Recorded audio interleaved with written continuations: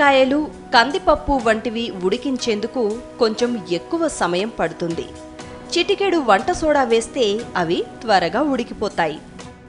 అరటి, వంకాయలు తరిగిన వెంటనే నీటిలో వేయాలి, లేకుంటే అవి నల్లగా రంగు మారిపోతాయి. కాయగూరలు తరిగేటప్పుడు సాధ్యమైనంత పెద్ద ముక్కలు తరగండి. అలాగే నీరు కూడా ఎక్కువ పోయకుండా తగినంత మాత్రమే పోయాలి.